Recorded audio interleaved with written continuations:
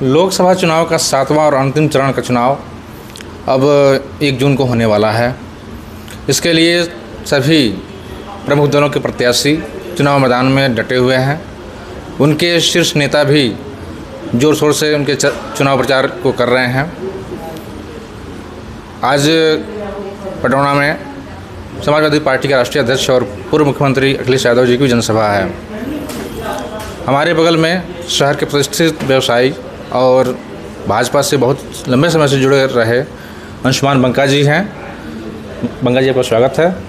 और इस समय लोकसभा चुनाव में क्या क्या चल रहा है, इस ज़िले का माहौल क्या है? आप इन दिनों भ्रमण भी कर रहे हैं अपने भाजपा प्रत्याशी के पक्ष में, ज़रा हमारे ऑडियंस को बताइए क्या। पहले तो मैं धन्यवाद देना चाहूँगा भाई साहब, आप प्रिंट मीडिया के बहुत बड़े नाम हैं और आप मेरा साक्षात्कार ले रहे हैं, ये बड़ी बात है, इसके लिए धन्यवाद। और रही बात चुनाव की, मैं अपना ही अनुभव साझा कर सकता हूँ। जो मैं देख रहा हूँ मैं वही बताना चाहूँगा, क्योंकि मुझे दायित्व मिला है बाज़ार बाज़ार घूमने का, लोकसभा क्षेत्र के सभी छोटे बड़े बाज़ार घूमने का। और मैंने अपने फेसबुक आईडी के माध्यम से दिखाया भी है, बताया भी कि मैं बाज़ार बाज़ार घूम रहा हूँ और मैं लोगों से मिला हूँ। उसमें बिरादरी देख के नहीं मिला हूँ, जात देख के नहीं मिला हूँ, हर वर्ग से, हर बिरादरी से मिला हूँ। और वास्तव में जिनको मोदी जी को वोट करना है वो तो मोदी जी के पक्ष में भरपूर हैं, जिनको नहीं भी करना है वो मोदी जी की बुराई नहीं कर पा रहे हैं। जो कहा जा रहा है कि ये बिरादरी वोट नहीं करेगी, ये जात वोट नहीं करेगी, उनके द्वारा भी मोदी जी की कोई बुराई नहीं है। मोदी जी के सम्मान में पूरा जनपद दिख रहा है। हाँ, वोट भी अच्छा पड़ेगा पिछले बार की अपेक्षा, क्योंकि जब से ये मोदी जी ने कहा है कि राष्ट्र हमारा परिवार है, तो पता नहीं ऐसा क्या हो कि राष्ट्र के लोगों ने भी मोदी जी को अपना परिवार मान लिया। कारण विश्वास। आप ये देखते होंगे भारत देश विश्वास पे ही चलता है। और लंबे समय से कांग्रेस ने भी राज किया और उन्होंने विश्वास बनाने की कोशिश की, लेकिन वो विश्वास नहीं बना पाए। लेकिन 10 सालों में मोदी जी ने इस राष्ट्र को अपने परिवार के रूप में स्थापित किया है। ये विश्वास ही है और इस विश्वास के दम पे मुझे फिर से मोदी सरकार पूर्ण बहुमत के साथ दिख रही है। कुशीनगर जिला गन्ना बाहुल इलाका माना जाता है, इसे चीनी का कटोरा भी कहा जाता था। यहाँ पे एक समय था कि 10 चीनी मिलें हुआ करती थी। झाड़ा में चीनी मिल स्थापित होने के बाद से 10 चीनी मिलें हुए यहाँ पे हुई, लेकिन उसमें से अधिकतर बंद हो गई। लगभग 5 चीनी मिलें बंद हो गई हैं। इस बारे में क्या कहना है? देखिए, ऐतिहासिक धरोहर तो था। चीनी का कटोरा हम लोग को कहा जाता था, क्योंकि हम लोग की माटी ऐसी माटी है, एक बार फसल बोइए 3 बार काटने को मिलता था। और उस ऐतिहासिक धरोहर को हम लोग समाप्त कर दिए। इसका कष्ट है, लेकिन विकास की दृष्टि में मोदी जी के द्वारा कुशीनगर के लिए भी विकास की गंगा बह रही है। चाहे सड़कों का जाल हो या गरीबों जो यहाँ पे इंसेफ्लाइटिस से जो प्रभावित लोग थे उनके लिए यहाँ बगल में एम्स, साथ ही साथ मेडिकल कॉलेज जो बन रहा है और कहीं पे बन भी गया है। हमको लगता है 2-4-6 महीने में शुरू भी हो जाएगा। और साथ ही साथ आवास योजना हो या उज्ज्वला योजना हो, इन सबसे कुशीनगर के लोगों के विकास में जितनी भी सहभागिता हो रही है। जैसा मैंने अभी कहा कि चीनी मिलों के बारे में बात की, हाँ बिल्कुल, कि 2014 में चुनाव से पहले मोदी जी यहाँ पे आए थे और उन्होंने यहाँ के पटौना चीनी मिल को चलवाने की घोषणा की थी। 10 साल बीत गए, चीनी मिल तो नहीं चली। अलबत्ता चीनी मिलें एक करके बंद होती जा रही हैं। कप्तानगंज चीनी मिल भी बंद हो गई है। आपने खुद यहाँ पे 2016 में पटौना चीनी मिल चलवाने के लिए लंबा आंदोलन किया था। क्या किया था ये भी बताइए, और ऐसा क्यों नहीं हो पाया ये भी बताइए। उसको आंदोलन का नाम मत दीजिए, क्योंकि हमारे गार्जियन, हमारे आराध्य मोदी जी, उनके नेतृत्व में देश चल रहा था। तो हमने उनसे आग्रह किया था कि शुगर फैक्ट्री हमको चाहिए, क्योंकि शुगर फैक्ट्री के माध्यम से ही यहाँ के व्यवसाय चलता है पूरी क्षेत्र का, और हमारा व्यवसाय बहुत धीमा हुआ उधर में। और लेकिन उनकी कई योजनाओं के कारण फिर से व्यवसाय अच्छे रूप में आ गया है और शुगर फैक्ट्री की ज़रूरत आज भी है। और सुनने में यही आ रहा है कि बाबा सिद्धनाथ शुगर फैक्ट्री के नाम से लक्ष्मीपुर फार्म पर जल्द ही योगी जी और मोदी जी के नेतृत्व में वहाँ पे एक बड़ा सा कॉन्सेप्ट तैयार होगा एथनॉल फैक्ट्री के रूप में, ऐसा सुनने में आ रहा है और ये होना तय है।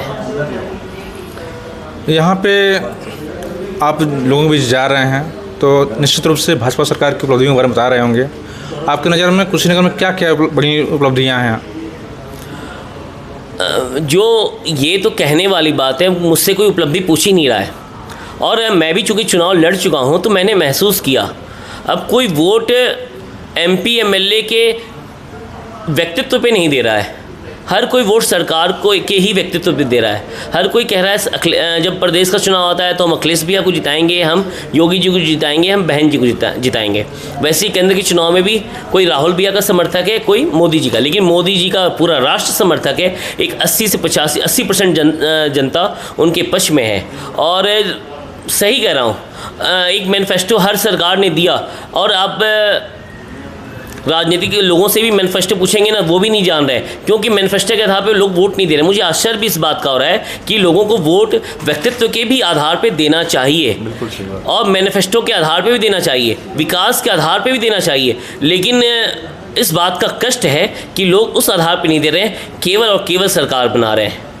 ये मैंने महसूस किया, इसकी कमी है। विकास के नाम पे तो वोट देना ही चाहिए कि हमारे ये कमी है, ये कमी है, हम आपको वोट देंगे और हमारा बूथ आपके पक्ष में रहेगा, लेकिन हमें ये विकास चाहिए। इसकी बहुत बड़ी कमी है, इसकी ये तो एक आवाज़ बननी चाहिए।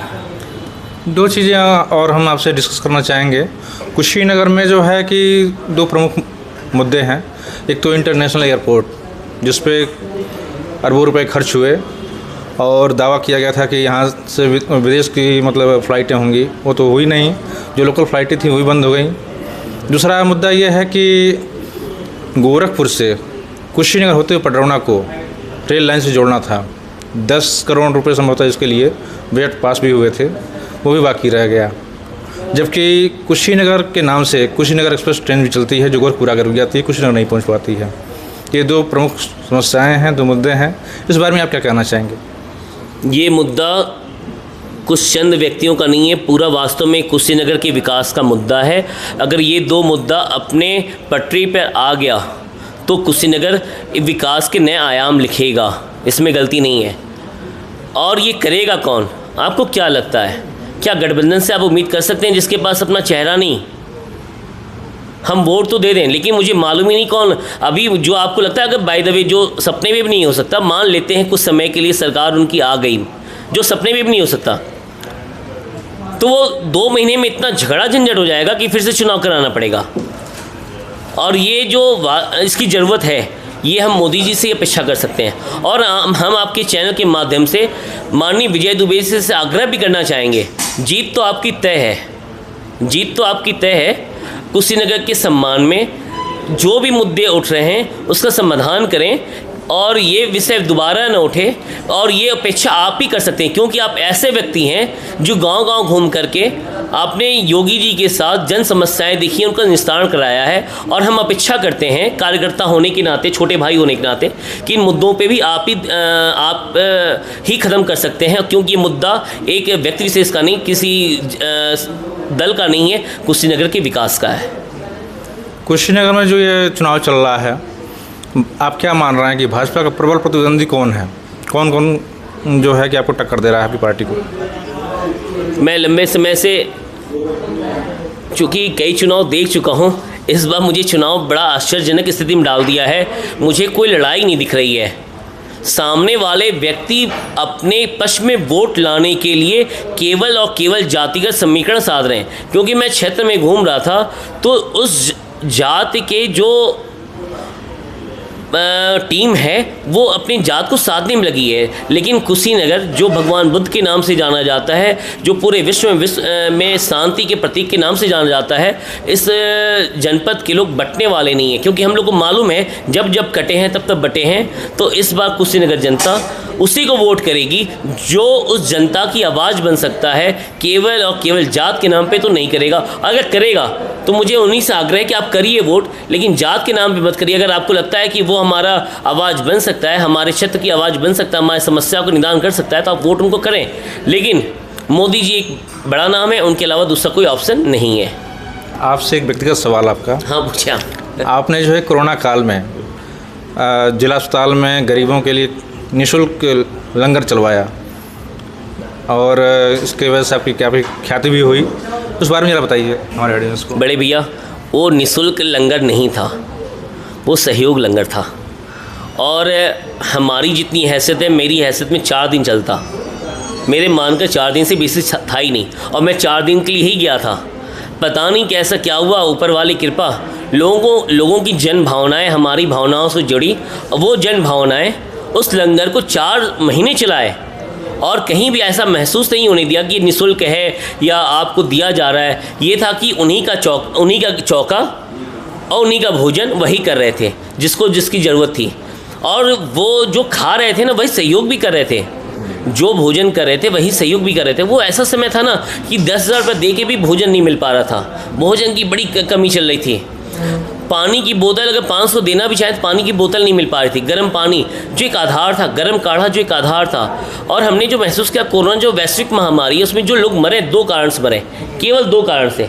एक तो भोजन का अभाव, दूसरा नकारात्मक ऊर्जा का अभाव, और दोनों ऊर्जा को पूरा लोगों की जन भावनाओं के अनुरूप हम लोगों ने किया। पहला भोजन जो प्रोटीन युक्त था, दूसरा नकारात्मक ऊर्जा को दूर करने के लिए हम हर व्यक्ति से जाके मिलते थे पर्सनल, और कहते थे कि आपके लोग आपका इंतज़ार कर रहे हैं बाहर, आप जल्द से जल्द ठीक हो और उनसे उनके घर अपने घर जाएं, क्योंकि आपका लोग इंतज़ार कर रहे हैं और आपके इंतज़ार में वो परेशान हैं। जितना आप परेशान हैं उससे ज़्यादा वो परेशान हैं।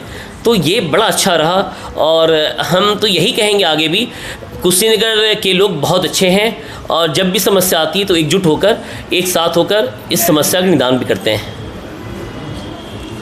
अभी आपने देखा कि हमने शहर के प्रतिष्ठित व्यवसायी और भाजपा से विलान रखने वाले अंशुमान बाका जी से आपसे बात कराई।